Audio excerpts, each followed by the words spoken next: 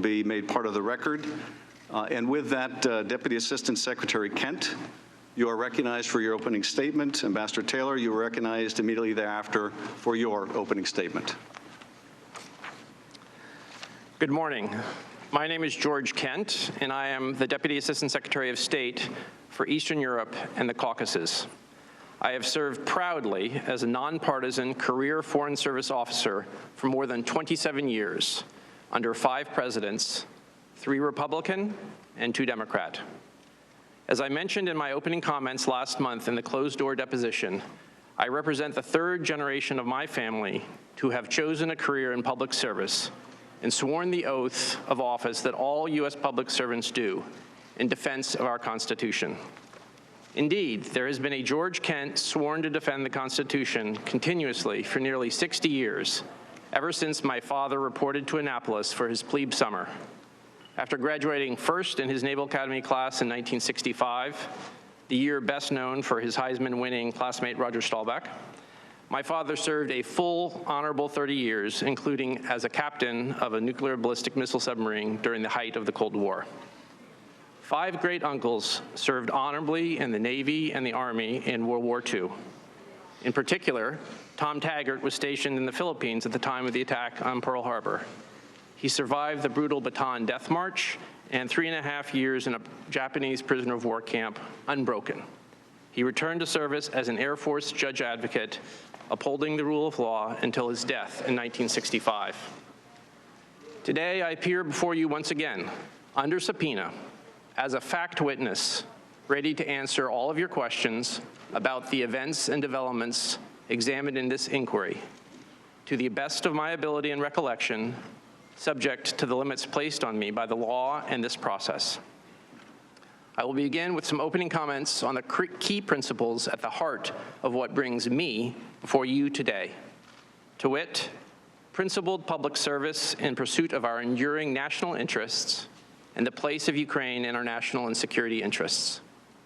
For the past 5 years, we have focused our united efforts across the Atlantic to support Ukraine in its fight for the cause of freedom and the rebirth of a country free from Russian dominion and the warped legacy of Soviet institutions and post-Soviet behavior. As I stated in my closed-door deposition last month, you don't step into the public arena of international diplomacy in active pursuit of principled U.S. interests without expecting vigorous pushback, including personal attacks.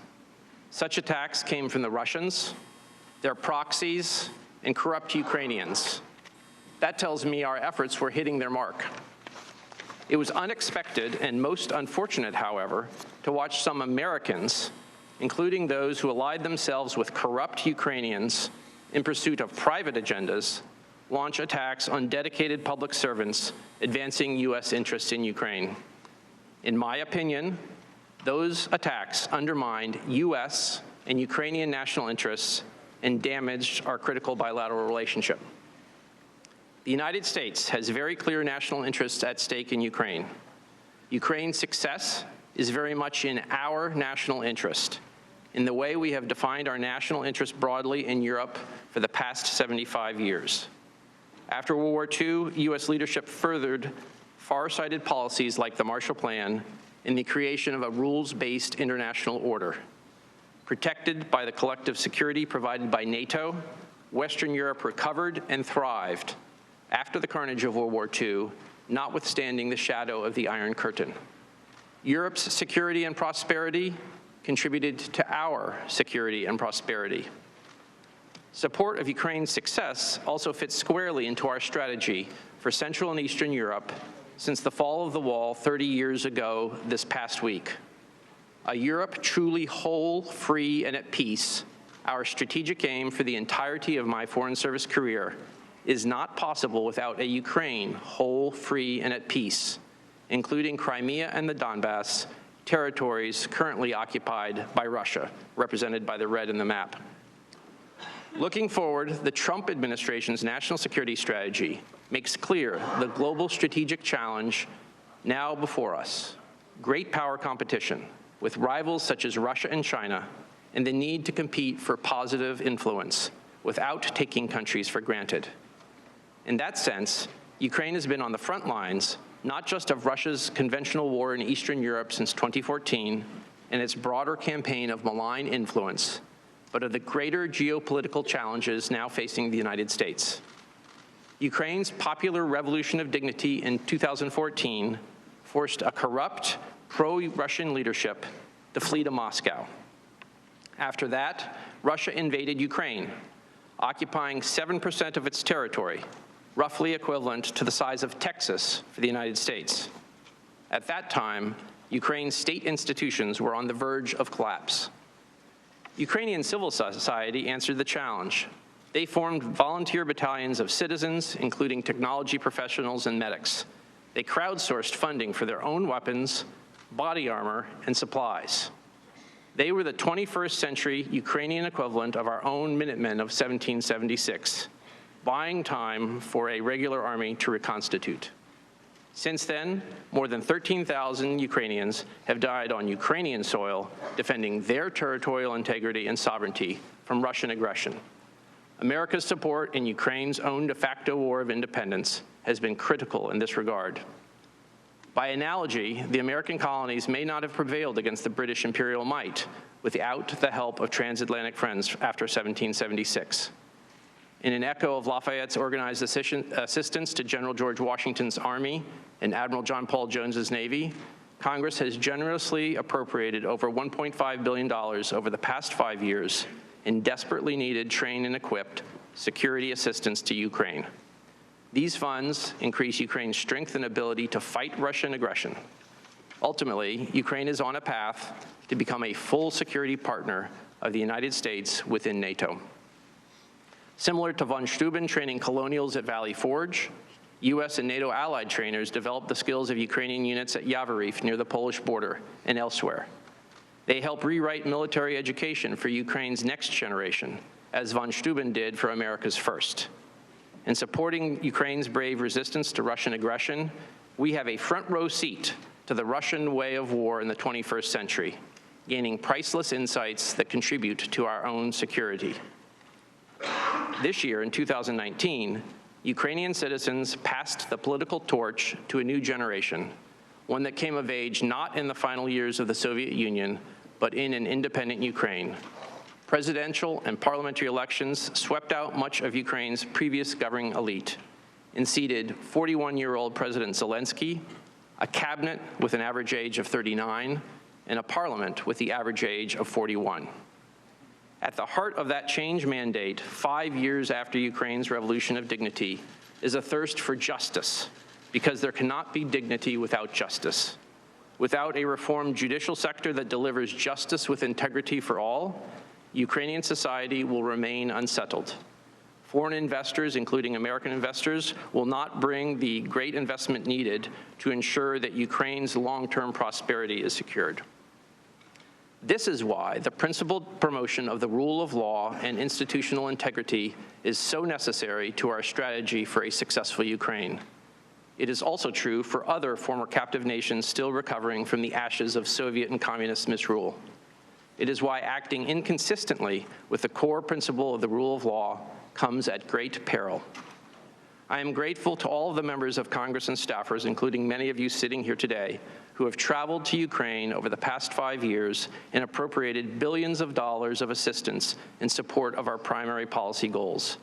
Those funds increase Ukraine's ability to fight Russian aggression in the defense, energy, cyber, and information spheres, and they also empower state institutions and civil society to undertake systemic reforms and tackle corruption. I believe all of us can be proud of our efforts in Ukraine over the past 5 years, even though much remains to be done. And by all of us, I mean those of us in the legislative and the executive branches, in both parties, the interagency community working out of our embassy in Kyiv, with Ukrainians in government, the military, and civil society, and our transatlantic allies and partners. We cannot allow our resolve to waver, since too much is at stake, not just for Ukraine and the future of European security, but for the national interests of the United States broadly defined. My prior deposition covered a lot of ground over 10 hours. Here are the main 10 themes for my testimony. I outlined my experience with longstanding U.S. interest in supporting anti-corruption efforts in Ukraine. This work gave me a front row seat to problematic activities by successive prosecutors general in Ukraine. For many of the issues this committee is investigating, my knowledge and understanding is sometimes firsthand and sometimes comes from others involved in specific conversations and meetings. This is no different than how anyone learns and carries out his or her job responsibilities. I have been and remain willing to share my factual observations with the committee and will make clear when those are based on personal knowledge or from information gleaned from others. U.S. efforts to counter corruption in Ukraine focus on building institutional capacity so that the Ukrainian government has the ability to go after corruption and effectively investigate, prosecute, and judge alleged criminal activities using appropriate institutional mechanisms. That is, to create and follow the rule of law.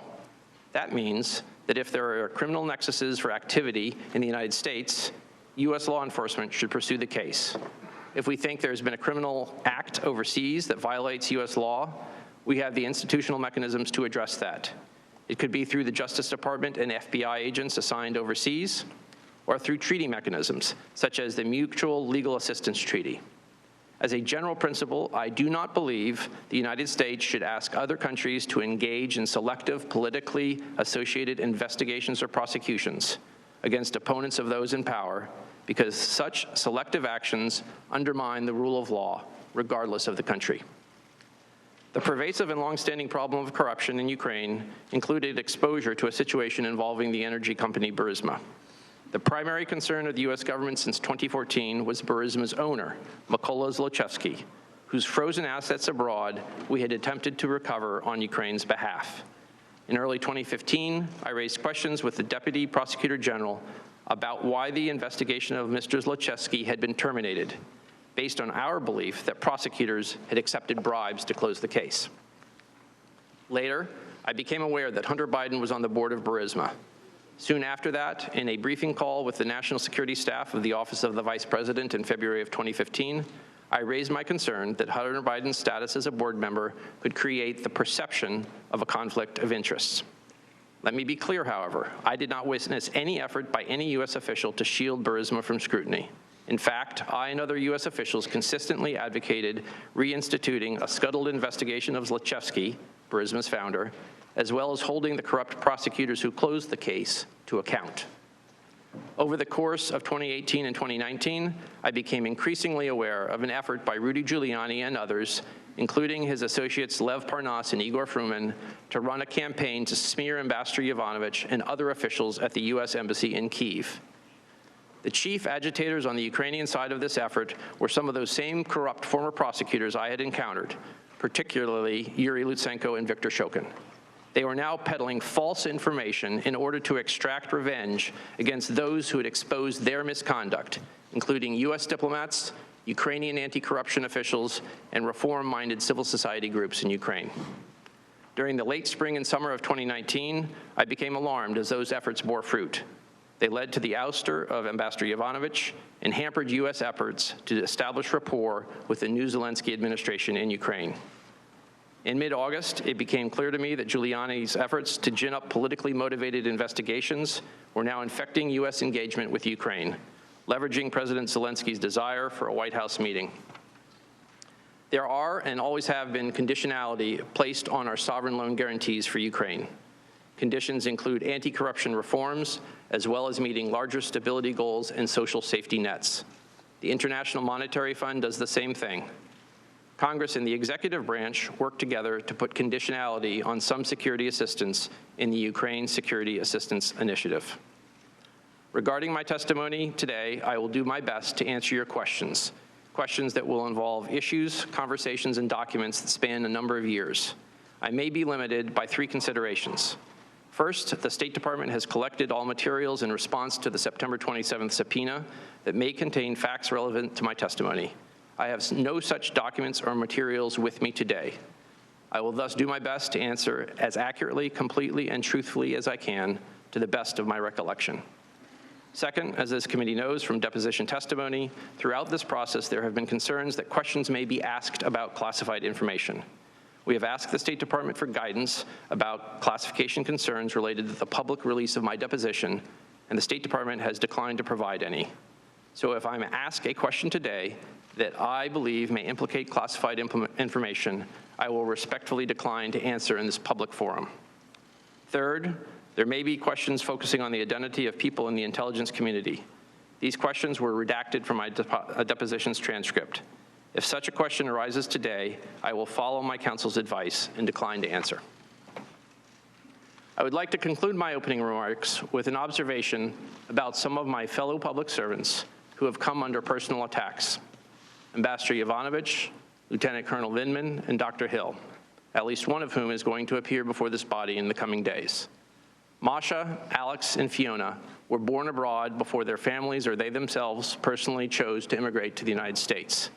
They all made the professional choice to serve the United States as public officials, helping shape our national security policy towards Russia in particular, and we and our national security are the better for it.